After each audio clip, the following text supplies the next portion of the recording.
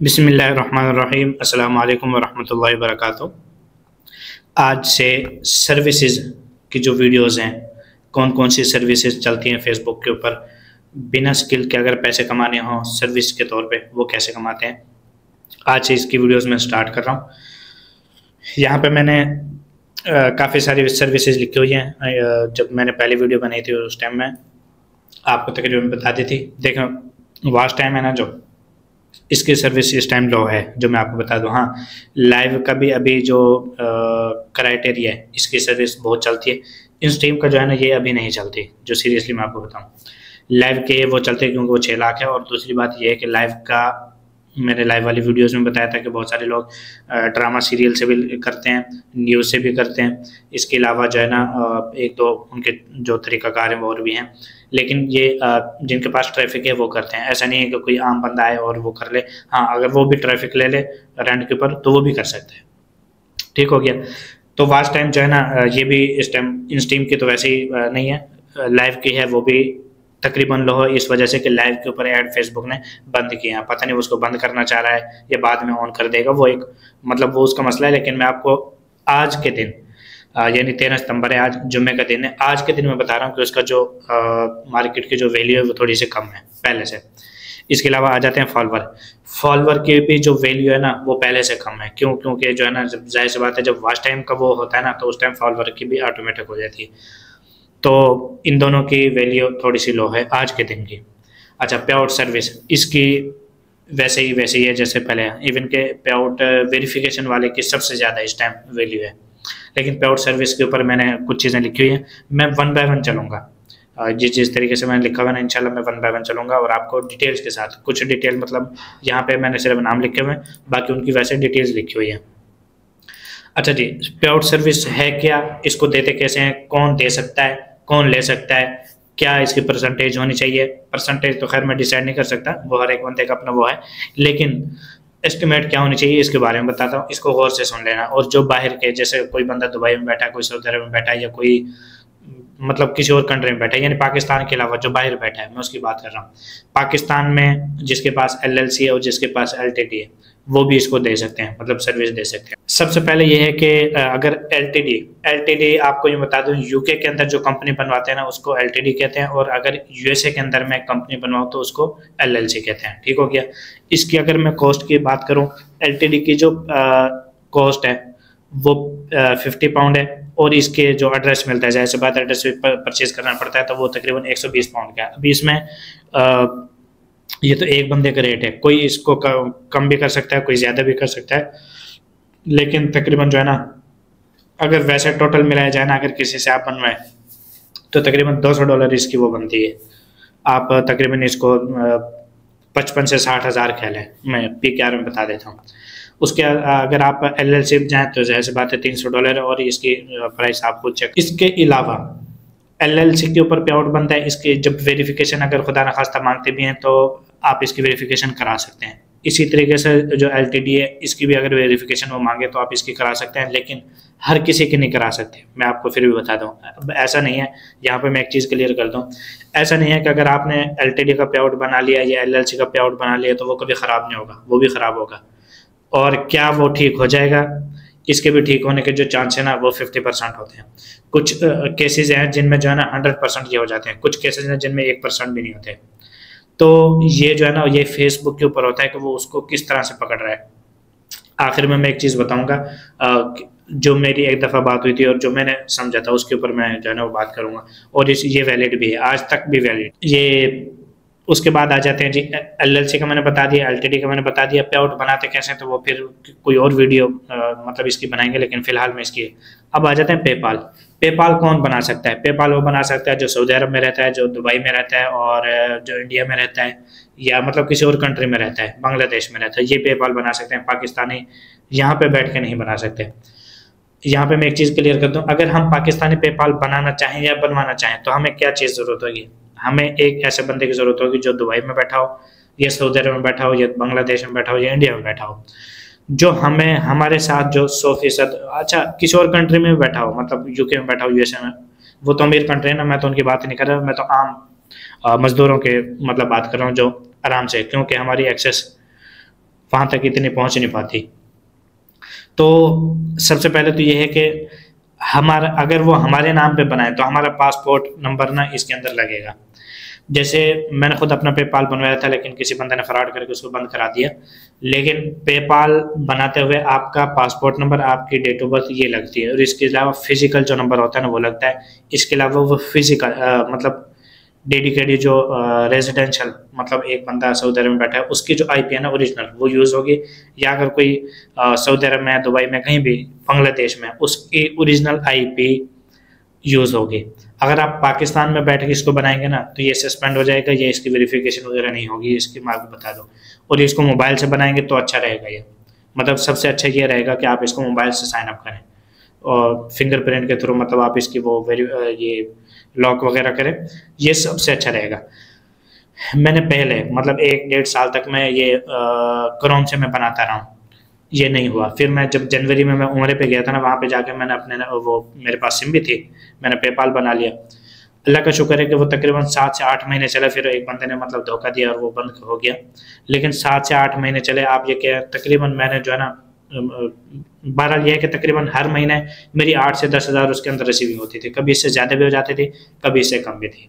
तो मैं उसको बिल्कुल पाकिस्तान में ही बैठ के चला रहा था, किसी और जगह मैंने उसको लॉगिन नहीं किया, पाकिस्तान में मैं चला रहा था, और उसके बाद उसके नंबर की भी ज़रूरत नहीं थी। लेकिन मैंने एक अलग वो टिकटॉक के लिए एक अलग पेपाल की वीडियो बनानी, आप वो भी जो है ना वो लाजमी देखना। अगर वो पब्लिक मैंने की तो मैं इंशाल्लाह वो लाजमी आप भी उसको देख सकेंगे। उसके बाद आ जाते हैं पेयोनियर। आपको पता है कि यार ये पाकिस्तान में बनता है, और इसकी मैंने वैसे पहले वीडियो बनाई थी, मेरे ख्याल से अब इसके ऊपर ज़्यादा मैं बात ना ही करूँ तो ठीक है। अगर आप वीडियो देखना चाहते हैं तो मेरे चैनल पे वो है।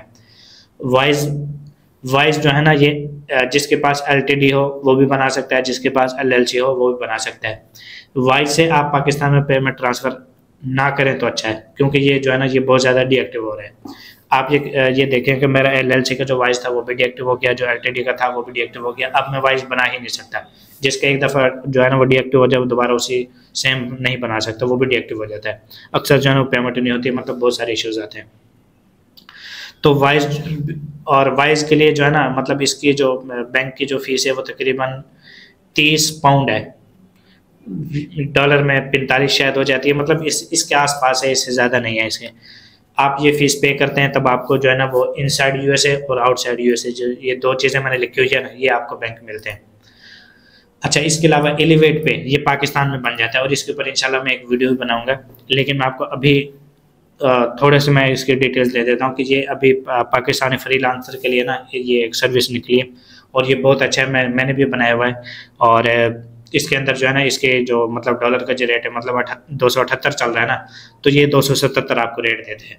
और इसके अलावा आप चाहे $10,000 अपने अकाउंट में भेजें, या आप जो है ना 2 भेजें, इसकी $1.5 यानी $1.5 इसकी फ़ीस है। इसके अलावा कुछ नहीं है। तो बेहतरीन बैंक है ये, लेकिन ये हर किसी का नहीं बन सकता। फाइवर वाले अपने वो फाइवर की स्टेटमेंट देगा, उसका अपना लिंक देगा, सारी चीज़ें देगा, फिर बनेगा। इसी तरीके से अपवर्क वाले, अब यूट्यूब वाले भी कर सकते हैं। मेरा यूट्यूब चैनल है, मैंने उसकी स्टेटमेंट इनको दी तब जाके मेरा बैंक अप्रूव हुआ है, लेकिन बहुत ज़बरदस्त है। और पेपाल के अंदर भी ये लग जाता है। तो और बल्कि मैं ये वीडियो बना रहा हूँ, मैं आपको ये कहना चाहूँगा, अगर किसी बंदे के पास एलिवेट पे है और वो उसको बेचना चाहता है तो यार वो मुझसे रब्ता कर ले, क्योंकि मुझे इसका ना चाहिए। उसके बाद आ जाते हैं जी इनसाइड USA और आउटसाइड USA। असल में ये पे आउट के ऊपर डिपेंड करता है। अगर आपने अमेरिका का पे आउट बनाया हुआ है, यानी पे आउट बनाते हुए आपने अमेरिका सेलेक्ट किया हुआ है, तो आपका हमेशा बैंक इनसाइड USA होगा। ठीक हो गया। अब इसको ना गौर से सुन लेना, बेशक दोबारा वीडियो देख लेना।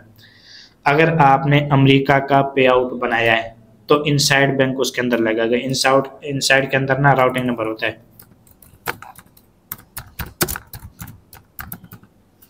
ठीक है, ये मैंने लिख दिया। अकाउंट नंबर तो होता ही है, लेकिन वो होता है आउटसाइड USA, ये स्विफ्ट कोड यूज होता है। अब अगर आपने अमेरिका के अलावा किसी और वो बनाया हुआ है, मसलन आपने बनाया हुआ है ये सऊदी अरब का पे आउट बनाया हुआ है, या आपने इंडिया का बनाया हुआ है, तो जब भी आप वाइज यूज करेंगे ना तो उसमें आउटसाइड यू होगा, आउटसाइड USA वाला बैंक यूज होगा। इसके साथ पेयोनियर के अंदर सिर्फ जो है ना इनसाइड USA का बैंक मिलता है। मैं लिख देता हूँ यहाँ पे, ठीक हो गया। एलिवेट पे, एलिवेट पे में भी इनसाइड यूएसए का होता है और पेयोनियर के अंदर भी इनसाइड यूएसए का बैंक होता है। अब इसका फर्क समझे, यानी एलिवेट पे को और पेयोनियर को हम सिर्फ उन पे आउट्स के अंदर यूज कर सकते हैं जो यूएसए के बने हुए हों। अगर वो सऊदी अरब के बने हुए हैं तो हम इन दो बैंक को यूज नहीं कर सकते, उसके लिए फिर हमारे पास ये बैंक बन जाता है। इसके अंदर इनसाइड यूएसए का भी है, वाइज के अंदर इनसाइड यूएसए का बैंक भी होता है और आउटसाइड यूएसए का बैंक भी होता है, तो आप दोनों को कर सकते हैं। उम्मीद है कि ये बात आपको ना समझ में आ रही होगी, क्योंकि पे आउट को भी समझाना है, ऐसा ना हो कि आप जो है ना वो कुछ भी बना बैठे और फिर आपको पता ना चले। अच्छा जी, उसके बाद आ जाते हैं जी, ये मैंने सारी चीज़ें क्लियर कर दी हैं। अब आ जाते हैं फिजिकल बैंक। फिजिकल बैंक क्या है, मैंने आपको बताया कि ये आज भी वैलिड है, और मैंने ये ऊपर कहा था कि मैं आखिर में जाकर आपको एक चीज़ बता देता हूँ। मेरा एक पेज था, 6 लाख उसके फॉलोअर था नहीं, मतलब अब भी है, लेकिन उसके अंदर ना कम्युनिटी स्टैंडर्ड वायलेशन आ गए थे और 7 महीने के लिए वो बैन हो गया था। वो डिलीट पे चला गया था, लेकिन शुक्र है कि वो बच गया, आज वो ठीक है। उस टाइम ना मैं बहुत कोशिश करता था कि ये मेरा जो पेज है ये ठीक हो जाए किसी भी तरीके से। मैं फेसबुक की बहुत मेहनत करता था कि प्लीज़ आप इसको ठीक कर दें, वो वायलेशन हुई है, मैं नेक्स्ट नहीं करता कुछ भी। एक इंडियन बंदा था, फेसबुक आपको पता है कि कभी कभी जो है ना वो फ़ोन भी करता है आपको, आपसे नंबर मांगता है और आपको फ़ोन करता है। तो उस बंदे ने नंबर मांगा, उसने फ़ोन कर दिया खुद ही। तो मैं वो मुझे समझा रहा था कि आप ये वायलेशन ना करें, आप इस तरीके से काम करें तो ये हो जाएगा। तो फिर मैंने उससे ना पे आउट का पूछ लिया, मैंने कहा भाई मेरे पे आउट ख़राब हैं तो ये कैसे ठीक होंगे और ये ख़राब क्यों होते हैं। उसने मुझे एक चीज़ कही थी जो आज भी वैलिड है, क्योंकि बहुत सारे लोग ना ये कहते हैं। सबसे पहले मैं बात बताता हूँ, उसने कहा कि अगर आपने यूएसए का पे आउट बनाया हुआ है, लेकिन वो जो रन हो रहा है ना, मनी जो हो रहा है वो किसी पाकिस्तान से हो रहा है, तो फेसबुक अनयूजुअल एक्टिविटी यानी गैर मामूली हरकत या को समझते हुए या कोई मुतारिक होने के या हरकत को समझते हुए फेसबुक उसको वेरिफिकेशन पे डाल देता है। फिर फेसबुक ये कहता है कि अनयूजुअल एक्टिविटी इसमें हुई है तो आप इसको ना वेरीफाई कर लें।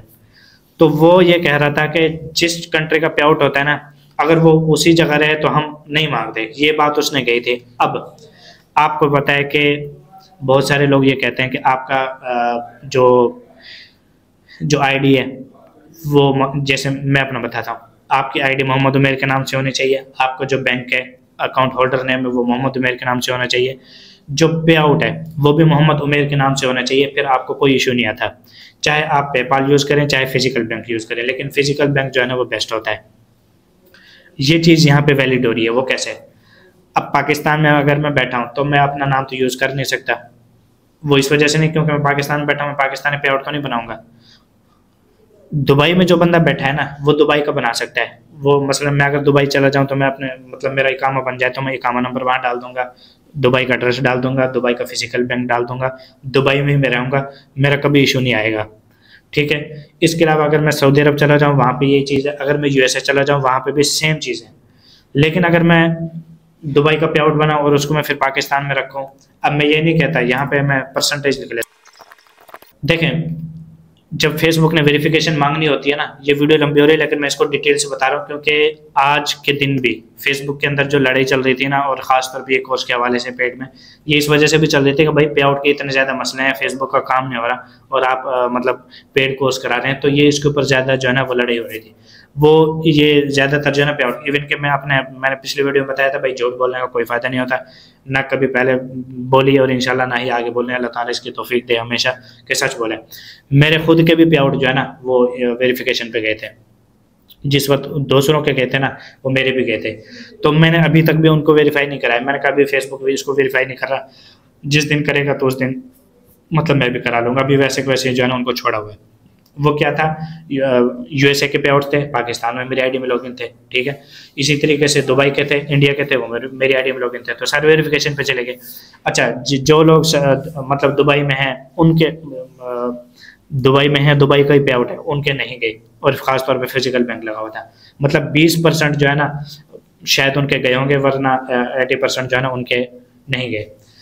और ये जो मैंने परसेंटेज लिखे ना ये पाकिस्तानी के हवाले से लिखी है। मतलब अगर मैं ये चाहूँ कि यार मैं दुबई का पे आउट बना लूँ, बेशक फिजिकल भी बना लूँ, लेकिन मैं उसको रखूँ पाकिस्तान के अंदर, तब भी जो है ना 80% इशू आने के चांस है और 20% जो है ना वो सेफ है। अच्छा, सेफ इस तरह से भी हो सकता है कि आप एक आईडी में रखें और उस आईडी को ना हमेशा लॉग आउट रखें, मतलब किसी जगह उसको लॉग इन ना करें, तब भी ये जो है ना ये सेफ, ताकि उसके अंदर कोई एक्टिविटी ना हो, पता ही ना चले कि ये किस जगह लॉग इन है। तो ये इस तरीके से हो सकता है। इसके अलावा जो लोग यूएसए में हैं, जाहिर सी बात है उनके भी पे आउट वगैरह वेरिफिकेशन पे नहीं गए। ज़्यादातर जो हुए ना वो पाकिस्तानियों के और मतलब हम जैसों के हुए, जो कंट्री दूसरी कंट्री के जो पे आउट हैं वो दूसरी कंट्री में रखे थे। एक ये चीज़ हो गई। दूसरा ये जो फ्लैग है इशू है, ये तो मतलब एक अलग, मतलब इसके ऊपर वीडियो बनेगी, लेकिन फ्लैग इशू जो है ना वो कंटेंट की वजह से भी आता है। वो जब हम ज़्यादा करते हैं, हद से ज़्यादा करते हैं, बिना किसी तरतीब के करते हैं, उस वजह से इशू आता है। तो इसके ऊपर तो मतलब अलग से बात है, लेकिन ये जो है ना, ये जो डिटेल्स थी ये मैंने आपको बताई है। अब कौन बंदा कैसे सर्विस दे सकता है, आखिर में ये भी सुन लेना, क्योंकि पहले डिटेल्स देना ज़रूरी था और उसके बाद जो बंदा दुबई में रहता है वो पे आउट सर्विस दे, क्योंकि वो वहाँ पे जॉब करता है ना दुबई में, ये टैक्स वगैरह इस तरह से वो उसका ना कोई सिस्टम नहीं है, मतलब वहाँ पे टैक्स की बड़ी छूट है। दुबई वाला बंदा पे आउट सर्विस दे सकता है, आप उनसे लें अगर आपको उसके ऊपर यकीन है। सऊदी अरब वाला दे सकता है, इसी तरीके से दूसरी कंट्रीज़ वाले दे सकते हैं। हाँ, जो लोग पाकिस्तान में रहते हैं अगर आप उनसे पे आउट सर्विस लेंगे ना तो ये आप खुद अपना रिस्क ले रहे हैं, क्योंकि मैंने आपको बताया कि ये जो है ना ये चंद इश्यूज फेस करने पड़ते हैं। आप बेशक एलएलसी भी बनवा लें या एलटीडी भी बनवा लें, दोनों बनवा लें बेशक, लेकिन जब आप पाकिस्तान में रहेंगे ना तो आपको ये इशू फेस करना पड़ सकता है। 80% इसमें चांस होते हैं इशू आने के और 20% सेफ रहते हैं। और सेफ भी इस सूरत में रह सकते हैं कि आप उस आईडी को यूज़ ही ना करें, जिसके अंदर पे आउट रखे हुए हैं उसको जो है ना बस लॉग आउट रखें। जब कभी सेटअप करना हो जल्दी से सेटअप करें, उसके बाद उसको लॉग आउट कर दें। ये एक जो है ना इसका तरीकाकार है, अदरवाइज जो है ना वो और नहीं है। तो परसेंटेज क्या होनी चाहिए? देखो मार्केट में तो 40% तक भी है, 30% भी है, 20% कोई कोई लेता है। मैं चूँकि डिसाइड नहीं कर सकता, मैं एक छोटा सा इंसान हूँ। हर एक इंसान की अपनी मर्जी है और वो कितना लेता है, किस तरह से लेता है। इसके अलावा पे आउट वेरिफिकेशन वाले, वो जाहिर सी बात है वो 50% आपसे लेते हैं, वो भी भाई मेरे इख्तियार में नहीं है, मैंने आपको पहले भी बताया। हाँ, आप उनसे मिन्नत कर लें, आप उनको राज़ी कर लें कम के ऊपर, तो ये जो है ना वो हो सकता है। बाकी पे आउट वेरिफिकेशन वाले मतलब लोग हैं, करके देते हैं, अच्छा काम करते हैं, बहुत सारे लोग हैं जिनकी मतलब नेचर भी अच्छी है, तो आप उनसे करा सकते हैं। तो ये हर एक इंसान के अपने उसके ऊपर डिपेंड करता है कि वो आपसे कितने मांग रहा है, वो कितने पर राजी होता है। क्योंकि अक्सर ऐसा होता है ना कि जब एक बंदे के पास काम ज़्यादा हो तो वो मतलब छोटे जो लोग होते हैं उनकी बात नहीं सुनता है। ये मतलब ये नॉर्मल बात है और ये इसको कोई ब्लेम करने वाली बात भी नहीं है, लेकिन मैं आपको ये बस ये कह रहा हूँ कि जब तक आप मतलब मिन्नत वगैरह करके जहाँ पे भी आप उनको राज़ी कर लेना तो वो हो जाएंगे और आपके पे आउट को ठीक भी कर देंगे। पे आउट में इस टाइम जो सबसे ज़्यादा स्कोप है ना वो वेरिफिकेशन वाला है। यानी एक बंदा है जिसने $5000 अर्निंग की, उसका पे आउट हो गया ख़राब, तो ठीक करने वाला जो है ना उससे $2500 लेगा जब पेमेंट आएगी और उसको रिलीज़ करके दे देगा, $2500 अपने पास रख लेगा। तो महीने में अगर भाई वो मतलब इस टाइम जो अगर सबसे ज़्यादा अगर कोई कमा रहा है ना तो वो बंदा कमा रहा है जो पे आउट वेरिफिकेशन करता है। इसके अलावा एजेंसी पे आउट वाली जो बात है वो चूँकि आगे वीडियो में आएगी तो फिर इंशाल्लाह उसके ऊपर बात करेंगे। एजेंसी ठीक हो गया। अस्सलाम वालेकुम वरहमतुल्लाहि वबरकातुहू। और हाँ, ये सलाम चला कर लिया। हाँ, ये आपको इससे रिलेटेड कोई भी फिर इशू है ना तो फिर आप वो जो है ना वो कमेंट में करके पूछ लेना। जो लोग चलो सपोर्ट प्रोग्राम है वो टिकटॉक वाले अगर वो कोई देख रहा हो तो वहीं पूछ लेगा, लेकिन चूँकि आपका कोई सीन है नहीं और मैं भी लाइव वो करूँगा। मैं असल में ना परेशान था, मैं सीरियसली बताऊँ भाई, वो मेरे साथ बड़ा फ्रॉड हो गया था और मैं तकरीबन कुछ पिछले 20 से 25 दिन बल्कि 1 महीना जो है ना हो गया, क्योंकि 40 दिन पहले मेरे साथ हुआ था ये और अब तकरीबन 45 दिन हो गए। तो मैं उससे उस दिन पहले तो मैं थोड़ा सा हल्का इसको ले रहा था, लेकिन मेरा बहुत ज़्यादा नुकसान हुआ। तो 20-25 दिन से मैं बहुत परेशान था। इस वजह से ना मैं लाइव करता था ना मैं वीडियो बनाता था। एक वीडियो बना दी फिर 2 दिन नहीं बनाई, क्योंकि परेशानी बहुत ज़्यादा चल रही थी। उसके अलावा टिकटॉक का काम था। तो खैर ये चीज़ थी, इंसान थक के खा के सीखता है। वो भी मैंने जो है ना ये सर्विस वाला काम किया था। तो यार नहीं, मैं सीरियसली बताऊँ, मेरा जो है ना वो अच्छा एक्सपीरियंस नहीं हो रहा लोगों के साथ, और इसमें गलती मेरी भी है कि फौरी जो है ना वो उनके ऊपर एतमाद कर लेना, जबकि अब थोड़ा सा जो है ना वो अपने आप को थोड़ा सा वो अपग्रेड कर रहे हैं, देख रहे हैं कि भाई दुनिया क्या है, उसको समझना कैसे है। क्योंकि जब तक दुनिया को नहीं समझेंगे इसी तरीके से ठोकरें खाते रहेंगे। कोई आएगा आपके पूरे कारोबार को तबाह करके चला जाएगा। सेम मेरे साथ भी यही हुआ है। तो अल्लाह पाक हम सब की हिफाजत फरमाए और अल्लाह ताला हमें इस चीज़ से बचाए कि यार हम किसी के लिए जो है ना ख़ास तौर पे इस तरह की तकलीफ़ का बाइस बने, हम किसी को धोखा दें और अगले बंदे का जो है ना वो सारा का सारा कारोबार ही तबाह कर दें। तो अल्लाह ताला हमेशा इस चीज़ से बचाए। अस्सलामु अलैकुम व रहमतुल्लाहि व